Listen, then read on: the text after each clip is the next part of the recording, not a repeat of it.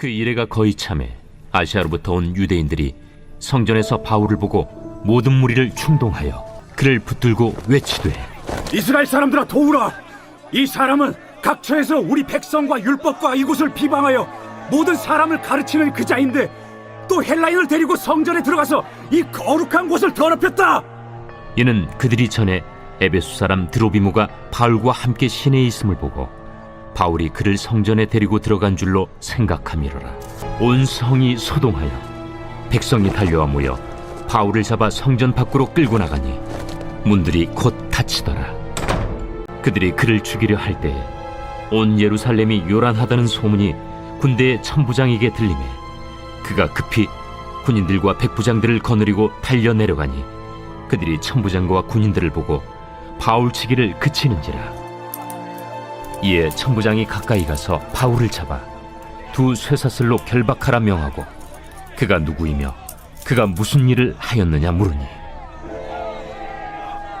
무리 가운데서 어떤 이는 이런 말로 어떤 이는 저런 말로 소리치거늘 천부장이 소동으로 말미암아 진상을 알 수 없어 그를 영내로 데려가라 명하니라. 바울이 층대에 이를 때에 무리의 폭행으로 말미암아 군사들에게 들려가니 이는 백성의 무리가 그를 없이하고자 외치며 따라가미러라. 바울을 데리고 영내로 들어가려 할 그때에 바울이 천부장에게 이르되, 내가 당신에게 말할 수 있느냐? 내가 헬라 말을 아느냐? 그러면 내가 이전에 소요를 일으켜 자객 4,000명을 거느리고 광야로 가던 애굽인이 아니냐? 나는 유대인이다. 소비 아닌 길리기아 다소시의 시민이니 청컨대 백성에게 말하기를 허락하라. 천부장이 허락하거늘 바울이 층대 위에 서서 백성에게 손짓하여 매우 조용히 한 후에 히브리 말로 말하니라. 오늘은 악을 선으로 바꾸시는 하나님이라는 말씀 제목으로 이 새벽에 함께 은혜 나누기 원합니다. 오늘 본문이 기록되어 있는 사도행전 21장부터 26장까지는 계속해서 바울이 예루살렘에 올라가서 당하게 되는 여러 가지 고난과 고초와 어려움의 사건들이 기록되어 있습니다. 특별히 오늘 본문은 아시아에서 온 유대인들이 무리를 충동질하여서 바울에게 누명을 씌워서 죽이려고 하는 사건과 그리고 천부장의 등장으로 인해서 다행히 가까스로 목숨을 건지게 되고 또 많은 백성들 앞에서 복음을 전하게 되는 기회를 마련하게 되는 사건이 기록되어 있습니다. 오늘 본문은 분량이 꽤 많아서 크게 세 부분으로 나누어서 살펴볼 수 있습니다. 첫 번째로는 27절부터 30절까지의 내용으로 악한 무리들의 소동에 대한 기사입니다. 지난 큐티 본문에서 우리가 이미 다 살펴보아서 아시듯이 두로와 가이사랴에 있던 바울의 제자들이 바울이 예루살렘으로 향하려고 하니 만류를 하게 되죠. 그곳에 가면 고난과 환난이 기다리고 있습니다. 선생님 가지 마십시오라는 그런 제안을 하죠. 그러나 바울은 앞으로 일어나게 될 일, 로마까지 앞으로 가게 될 그 모든 일들을 험난한 여정을 다 알고 또 예상을 하면서도 하나님의 뜻을 감당하기 위하여서 이 복음의 발을 내딛게 됩니다. 바울이 예루살렘에 도착하여서 제일 먼저 한 것이 무엇입니까? 야고보의 제안에 따라서 자신의 결례의식과 더불어 서원한 사람을 위하여 결례의식의 비용을 지불한 것입니다. 이 모든 행동들은 바울이 율법을 지키지 않는다는 오해뿐 아니라 이 유대인들의 관습을 지키지 말라고 가르친다는 오해까지 풀어보려는 그런 노력이었습니다. 유대인들에게 복음을 전하기 위한 양보의 차원으로 이 결례를 한 것이죠. 하지만 바울을 기다리고 있었던 것은 분노에 가득 찬 유대인들이었죠. 그들은 예루살렘에 있는 무리들을 충동질하게 됩니다. 선동하고 막 소란을 일으키게 되죠. 그래서 바울을 붙들고 외치기를 바울이 유대인들과 율법과 성전을 비방하는 자다라고 고발합니다. 뿐만 아니라 이방인으로서 성전에 들어갈 수 없는 저 헬라인 드로비모를 성전에 데리고 들어갔다. 그래서 성전을 더럽혔다라는 죄목을 뒤집어 씌우게 됩니다. 우리도 알다시피 성전은 내부적으로 이 성소와 지성소로 나눌 수 있죠. 성소는 제사장이 들어갈 수 있고 지성소에는 오직 대제사장만 한 번 들어갈 수 있습니다. 그리고 그 밖으로 나오면 이스라엘 남자들만 들어갈 수 있는 성전의 뜰, 다르게 표현하면 이스라엘의 뜰이 있습니다. 그리고 거기서 또 나오면 여인의 뜰이 있고 제일 가장자리, 제일 끝부분에 이 이방인의 뜰이 있습니다. 만약에 이 이방인들이 이방인의 뜰, 이 영역을 넘어서 여인의 뜰을 밟거나 또 더 나아가서 이스라엘의 뜰을 밟게 된다면 그 사람이 로마 시민이라 할지라도 사형 언도를 받을 수 있다라고 기록합니다. 그런데 바울이 이 규율을 어기고 헬라인이었던 드로비모를 성전에 들였다라고 주장한 것이죠. 여러분, 이것이 사실입니까? 아닙니다.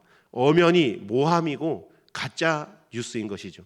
본문 29절 보시면 29절에 나와 있는 내용처럼 그들은 드로비모가 바울과 함께 시내에 있는 것만 보고 바울이 그를 성전에 데리고 갔을 것이다 라는 추측성 넘겨짚기 발언을 한 것입니다. 그런데 지금 성난 유대인들은 바울에게 일이 어떻게 된 것이냐, 이 사건의 전후 문맥도 따져보지 않고 자초지종을 물어보지도 않고 확실한 증거 없이 지금 무리들을 선동하여서 바울을 잡아 성전 밖으로 끌고 나가게 되죠. 마치 수년 전 예수님과 스데반을 죽였던 것처럼 합법한 절차, 재판의 절차도 거치지 않고 지금 바울을 잡아서 죽이려고 하는 것입니다. 바울의 입장에서 얼마나 억울했겠습니까? 자신이 율법을 어기고 할례와 유대인의 관습을 지키지 않는다는 소문이 사실이 아닌 것을 증명하려고 결례를 지켰으며 또 서원한 네 사람의 이 결례의 비용까지 바울이 다 충당을 한 것인데, 자신은 성전을 모독할 생각도 없었고 실제로 성전을 모독한 적도 없는데 지금 억울한 누명을 쓰고 핍박을 당하게 된 것입니다. 그렇게 이제 두 번째 본문의 내용으로 넘어가게 되죠. 31절부터 36절에 해당되는 내용입니다. 분노한 폭도로 변한 유대인들이 바울을 지금 인민재판, 즉결 심판으로 지금 죽이려고 하는 긴박한 상황이 펼쳐지고 있습니다. 그런데 이 일이, 이 소란이 온 예루살렘에 퍼졌다라고 하죠. 이 얘기가 예루살렘 치안을 담당했던 로마 군대의 천부장의 귀에까지 들어가게 됩니다. 당시 로마는 예루살렘 평화와 질서를 유지하기 위해 안토니아 요새라는 로마군 수비대를 이 예루살렘에 주둔시키고 있었습니다. 그리고 이 수비대를 통솔했던 통수권자가 누구였냐면 글라우디오 루시아라고 하는 천부장이었습니다.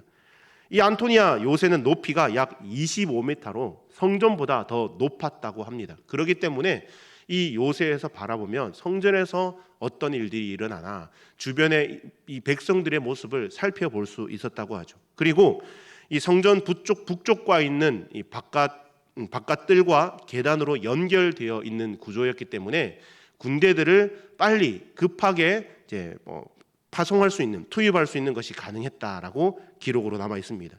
천부장이 급히 이 군인들과 백부장을 거느리고 이 소란이 일어나고 있는 곳에 도착해 보니 그제서야 이 사람들이, 무리들이 바울 치기를 그쳤다라고 하죠. 다시 말해 그때까지 바울은 지금 매를 맞고 있었던 것입니다. 고진 핍박과 고난을 당하고 있었던 것이죠. 만약 이 천부장 일행이 조금만 늦었더라면 이 무리들의 손에 의해서 죽임을 당했을 수도 있을지 모릅니다. 이처럼 하나님께서는 환난과 핍박 가운데서도 바울의 생명을 지키시고 보호해 주십니다. 그래서 결국 예루살렘의 유대인들과 또 고위 관료들에게도 복음을 전하게 하시고 나아가서 로마에까지 복음을 전할 수 있도록 하나님이 지켜주시는 것을 보게 되죠. 이 일을 위해 비록 하나님의 사람이 아닌 하나님을 모르는 이방인이었던 이 로마 군대 천부장까지 하나님의 도구로 쓰임받는 것을 보게 됩니다. 이미 다루고 넘어간 본문이지만 에베소에서도 많은 사람들이 이 극장에 모여서 이 바울과 그 일행을 죽이려고 했을 때에 그를 구출해 준 사람이 누구였습니까? 에베소의 고위 관리였던 서기장이었지 않습니까? 이 서기장이 나타나서 이 모든 집회는 불법이다, 집회 해산, 그렇게 함으로 말미암아 생명을 건질 수 있었습니다. 하나님께서는 이처럼 하나님의 사명을 감당하는 자들의 걸음을 인도하시고 지키시되 때로는 하나님을 알지 못한 이방인들까지 들어 사용하여서 하나님의 사람을 지키시고 또 그 복음을 증거케 하신다는 것을 보게 됩니다.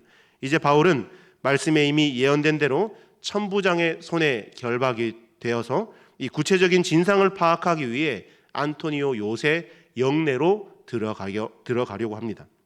이제 마지막 세 번째 부분에 해당되는 37절부터 40절에 해당되는 내용으로 이어지죠. 성난 군중들 앞에서 이 바울은 한마디 말도 하지 않고 변명도 하지 않았습니다. 그러다가 이제 좀 안전한 영내로 들어가면서 드디어 바울이 입을 열어 말을 하죠. 바울은 입을 열어야 될 때와 닫아야 될 때를 누구보다도 잘 구분할 수 있었던 사람입니다. 생각해 보십시오. 성난 유대인들이 지금 바울에게 변론할 기회도 주지도 않았지만 매를 맞으면서 바울이 변명을 해본들 이 흥분한 유대인들이 그 말이 귀에 들리겠습니까? 바울은 입을 닫고 인내하다가 말할 기회가 주어졌을 때에 담대하게 말하는 믿음의 사람이었습니다. 또한 말을 하더라도 지혜롭게 말을 하는 사람이었음을 봅니다. 바울이 이 군대들의 호의를 받으며 영내로 들어가려고 할 때에 천부장에게 한마디 말을 하죠. 내가 말 한마디 해도 되겠습니까? 라고 묻는데 천부장이 이 말을 듣고 깜짝 놀라죠. 이유가 무엇입니까? 바울이 천부장에게 헬라 말로 말을 했기 때문입니다. 여러분, 이것이 왜 놀랄 만한 일일까요? 당시에는 유대인들 중에 헬라 말을 할 수 있는 사람이 그렇게 많지 않았습니다. 그리고 이 말을 할 수 있는 사람이 대부분 상류층이나 또 귀족들 가운데 전체 이스라엘 인구 중에 20% 정도 해당되는 사람만 이 헬라 말을 할 수 있었기 때문에 천부장이 바울이 헬라 말 하는 거 보고 깜짝 놀란 것이죠. 이에 바울은 자신의 신분과 출신을 정확하게 밝히고 백성들에게 말할 수 있는 기회를 얻게 됩니다. 우리 마지막 40절 말씀 한번 또 읽어보도록 하겠습니다. 40절 시작.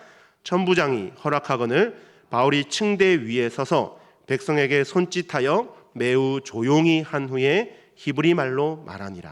아멘. 여러분, 천부장에게는 무슨 말로 말했습니까? 헬라 말로 말했습니다. 그런데 백성들에게 말할 수 있는 기회를 얻고 백성들을 손짓으로 조용히 시킨 후에 무슨 말로 말을 합니까? 히브리 말로 합니다. 요즘에도 영어, 중국어, 일어, 제2 외국어 하나만 잘해도 많은 사람들에게 또 인정받기도 하고 또 많이 쓰임 받기도 하는데 당시 이 바울은요 이중 언어를 넘어서서 히브리어, 헬라어, 아람어, 라틴어, 길리기아어 등등 수많은 언어를 구사할 수 있는 정말 탁월한 언어에 탁월했던 사람이었습니다. 그러면서도 바울은 자신의 지식이나 학벌이나 배경이나 자신이 가진 모든 것들을 배설물로 여긴다는 겸손한 고백을 하죠. 그러나 복음을 효과적으로 전하고 또 많은 사람들에게 복음을 진실되게 전하기 위해서 자신이 가진 은사, 자신이 가진 이 달란트들을 마음껏 사용하는 것을 보게 됩니다. 바울은 그의 결단과 고백처럼 자신에게 맡겨진 길을 달려가는 것과 예수께 받은 사명, 곧 하나님의 이 은혜의 복음을 증언하는 일을 마치려고 지금 충성을 다하고 있는 것을 보게 됩니다. 저는 개인적으로 오늘 말씀 큐티를 하면서 정말 깨달아지고 또 도전되어진 것이 많았습니다. 하나님은 악한 자들의 소동과 폭행 중에서도 하나님의 사람을 지키신다는 거죠. 생명을 보호하시고 이러한 상황들을 통해서 결국에는 복음을 전하게 하신다는 것입니다. 또 천부장과 같은 이방인 로마 군인을 통하여서 바울의 생명을 구해내시고 소요를 일으킨 유대인들에게 오히려 공식적으로 복음을 전할 수 있는 생명의 위협을 받지 않고 복음을 전할 수 있는 기회를 만들어 주신다라는 것을 보게 되었습니다. 주 안에 사랑하는 여러분, 우리 하나님은 악을 선으로 바꾸시고 모든 것들을 합력하여 선으로 바꾸시는 분인 줄 믿습니다. 따라서 내가 처한 고난이나 환난으로 인하여서 불평하고 원망하기보다 하나님의 이 선하신 섭리를 깨닫기를 바랍니다. 하나님께서 선하신 계획 가운데 나를 연단하고 계신다는 사실을 믿음의 눈으로 바라보고 고난을 보게 하시고 또 이 고난을 이기어 모든 것을 합력하여 선으로 이루실 그 하나님의 손길을 경험하시기를 바랍니다. 우리 모두 오늘 말씀 제목처럼 악을 선으로 바꾸시는 하나님을 믿음으로 어떤 환경 가운데서도 낙심하지 않고 나를 통해 일하실, 나를 통해 하나님이 복음을 전하게 하시기를, 우리가 그 일에 쓰임 받기를 주의 이름으로 간절히 축원합니다. 우리 함께 말씀을 기억하며 기도하기 원합니다. 우리도 신앙생활 하다 보면 바울처럼 고난과 환난을 당할 때가 분명히 있습니다. 그때에도 여전히 나와 함께 하시는 하나님을 믿고 주님이 주시는 용기와 지혜로 맡겨주신 사명 잘 감당하게 해달라고 기도합시다. 또한 편하고 빠른 길을 택하기보다 힘들고 어려워도 하나님이 기뻐하시는 바른 길을 걷기를 원합니다. 이렇게 결단하고 나아가는 주의 자녀들에게 하나님께서 악을 선으로 바꾸어 주시는 역사로 함께 해주실 것을 믿고 주의 이름을 한번 부르고 기도합니다.